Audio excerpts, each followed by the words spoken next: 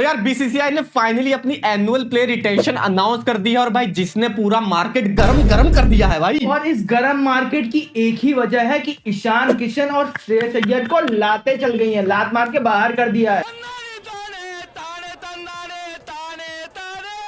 और भाई सो लोग कह भी रहे हैं कि डिजर्विंग, दे आर डिजर्विंग भाई पूरा की। मतलब श्रेयस अय्यर को लेकर थोड़ा सा दुखी है लोग कि यार श्रेयस अय्यर ने वर्ल्ड कप में इतना अच्छा परफॉर्म किया था, 500 प्लस रन बनाए थे चौथे प्लेयर के लिए। बट ईशान किशन के साथ जो हुआ वो एग्जाम्पल होना जरूरी था, वो सेट एग्जाम्पल है। तो दोस्तों इसी कॉन्ट्रैक्ट के ऊपर हम लोग डिटेल में बात करने वाले हैं आज। आइए देखते हैं कि क्या मसला क्या है इस कॉन्ट्रैक्ट के पीछे। तो मेन जो मसला है वो यही है, जैसा हमने बात किया कि ईशान किशन और श्रेयस अय्यर को एनुअल कॉन्ट्रैक्ट से बाहर निकाल दिया गया है। उनको बाहर तो निकाला गया है, पर यहाँ पे जनता ये भी कह रही है कि अगर उनको बाहर निकाल दिया गया तो हार्दिक पांड्या को क्यों रखा गया है। हाँ, कि हार्दिक पांड्या ने अक्टूबर से तो टीम इंडिया के लिए कोई इंटरनेशनल मैच नहीं खेला है। अभी वो ना वो रणजी खेलते हैं कि जिस क्राइटेरिया पे आपने ईशान किशन और श्रेयस अय्यर को निकाला है, तो हार्दिक पांड्या के साथ इतना फेवरिज्म क्यों। तो आपको हम ऐसा बता दें कि भैया हार्दिक पांड्या जो है वो कप्तान रह चुके हैं T20 के, और फ्यूचर एस्पेक्ट भी है कप्तान बनने के। और मतलब जितना भी क्रिकेट खेलता है यार वो आदमी, बट वो पिछले साल कैप्टन था टीम इंडिया का यार, और उसने कभी ये नहीं कहा कि मैं अवेलेबल नहीं हूँ इस सीरीज के लिए। बस वो इंजरी प्रोन रहता है आदमी,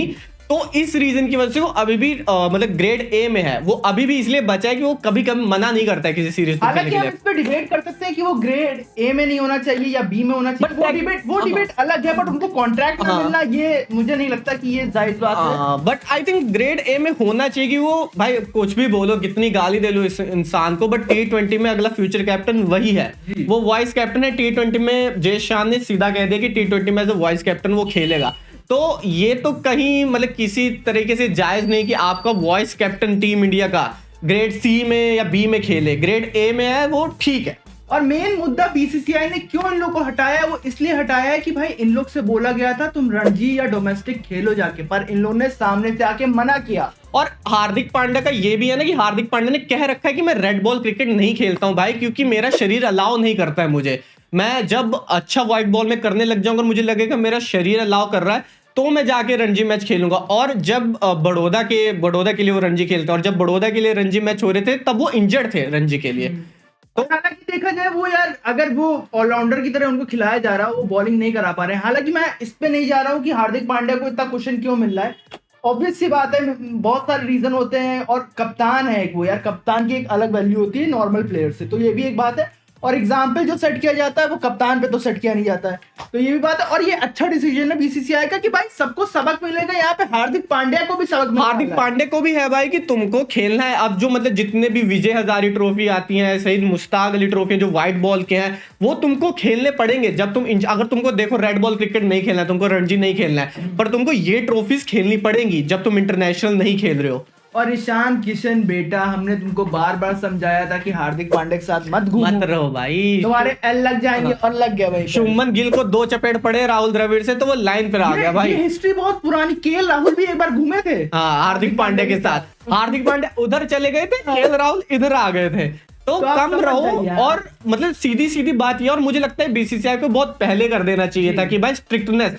जब से आईपीएल हो गया था ना, ये प्लेयर बहुत फुदक गए थे यार कि यार हम तो आईपीएल खेल के आ जाएंगे, डोमेस्टिक क्रिकेट खेलने की क्या जरूरत है। तो भाई क्यों करा रहे हो रणजी, तुम विजय हजारी ट्रॉफी करा रहे हो। सीधी बात है ना, आपने कहा आपको मेंटल फटे गया, पर आप पार्टियां करते हुए दिखाई दे रहे हो, नाच रहे हो। हाँ, फिर जब तुम्हें ये आया कि भाई अगर तुम अब इंजरी प्रोन नहीं हो, अब तुम ठीक हो तो एनसीए में जाओ। अगर तुम इंजरी में हो तो एनसीए में भाई तुम परफॉर्म करो, वहां पे रहो ना, तुम एनसीए में हो। और अब जब तुम्हारी टीम को तुम्हारी जरूरत है रणजी में, तब तुम हार्दिक पांड्या के साथ आईपीएल की तैयारियां कर रहे हो। हालांकि श्रेयस अय्यर की बात कर दे तो श्रेयस अय्यर के पास मौके हैं वापसी करने के, वो टीम में आ सकते हैं, ऐसा नहीं कि वो टीम में नहीं आ सकते। बस हाँ, सेंट्रल कॉन्ट्रैक्ट का मतलब ये होता है कि सारे जो एक्सपेंसेस होते हैं वो बीसीसीआई हैंडल करती है, बट इनको फिर से खुद से करने पड़ेंगे। जैसे कि अगर आपको किसी सीरीज में बुलाया गया तो फ्लाइट का खर्चा, होटल का खर्चा, अगर आपको इंजरी हो जाती है उसका खर्चा आपको खुद उठाना पड़ेगा। तो ये होता है बीसीसीआई कॉन्ट्रैक्ट। बट यार मतलब देखो केकेआर का कैप्टन है भाई, उसको पैसे की कमी नहीं है, वो उठा लेगी। केकेआर को उसको इंजरी होती है, वो केकेआर उसका खर्चा वर्चा उठा लेगी। बट ये एग्जांपल है सेट। श्रेयस अय्यर को ये कहा गया था कि भाई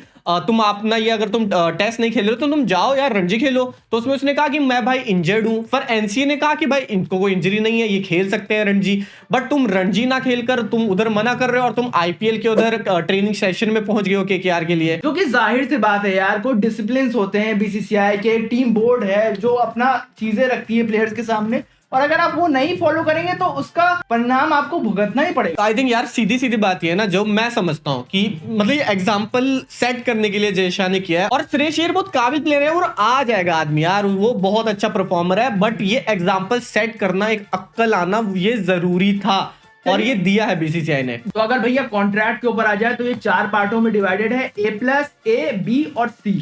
सो टेक्निकली वही है जो टीम का बहुत वैल्यूएबल प्लेयर है, तीनों फॉर्मेट खेलता है, कप्तान है जैसे हमारे रोहित शर्मा, विराट कोहली बहुत बड़े प्लेयर हैं, जसप्रीत बुमराह है, फिर हमारे रविंद्र जडेजा, तीनों फॉर्मेट है वो A+ में। फिर A कॉन्ट्रैक्ट वही हो गया, हार्दिक पांड्या वगैरह, और जो बहुत तीनों फॉर्मेट में बहुत परफॉर्म कर रहे हैं और आने वाला फ्यूचर है जिनकी से बहुत उम्मीद है, वो A कॉन्ट्रैक्ट। और B कॉन्ट्रैक्ट जैसे वही हो गया जो हमारे मेन प्लेयर हैं जो मतलब बहुत अच्छा परफॉर्म कर रहे हैं, जैसे यशस्वी जायसवाल को डायरेक्ट B कॉन्ट्रैक्ट मिल गया, सूर्य कुमार यादव हमारे इतने से, तो B कॉन्ट्रैक्ट में। और C कॉन्ट्रैक्ट बेसिकली वही है जो हमारे यंगस्टर्स है, टेक्निकली C कॉन्ट्रैक्ट में वही रहते हैं, रिंकू सिंह हो गए, तिलक वर्मा, यश दयाल वगैरह हो गए, तो इनको कॉन्ट्रैक्ट C में डाले। और आप बोलेंगे मतलब ये भी बात आ रही है कि सरफराज खान और ध्रुव जुरैल क्यों नहीं है, तो टेक्निकली वो है कि जब आप 3 टेस्ट मैच खेल लेते हो ना तो आप डायरेक्टली कॉन्ट्रैक्ट C में चले जाते हो। तो अब इन्होंने 2 खेले, अगर वो 5 खेलते हैं तो वो डायरेक्ट C कॉन्ट्रैक्ट में आ जाएंगे। तो हालांकि मैं अंत में यही कहना चाहता हूं कि बीसीसीआई देर आई पर दुरुस्त आई भाई, ये तो होना ही चाहिए। और ये एग्जांपल सेट होना था कि तभी बाहर हमारा क्रिकेट बढ़ेगा। ये बहुत फैंसी क्रिकेट हो गया था कि हम आईपीएल खेल रहे हैं, बहुत पैसा कमा रहे हैं, हमें मतलब नहीं यार टीम इंडिया से क्रिकेट खेलने के लिए। फर्स्ट टीम इंडिया क्रिकेट भाई,